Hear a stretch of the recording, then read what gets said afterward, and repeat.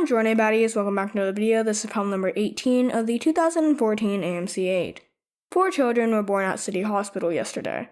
Assume each child is equally likely to be a boy or a girl. Which of the following outcomes is most likely?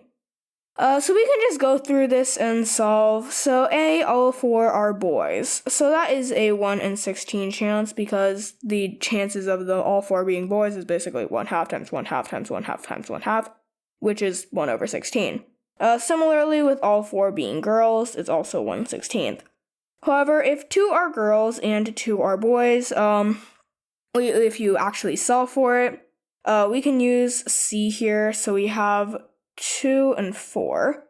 So we have 4 multiplied by 3 over 2 factorial, which is just 2 because 2 times 1.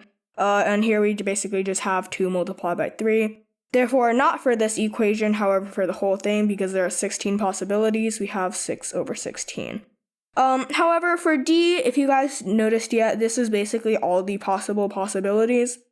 So all four, and all 4, 2, 2, and 3, 1. You could solve for this again if you want. However, if you guys can notice, if we add this all up, we basically get 1/2. Therefore, since these are all the likelihoods, we basically have, okay, obviously it's not E.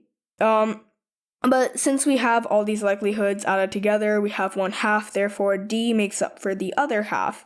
Therefore, this is 8/16. And obviously this means that D is the greatest.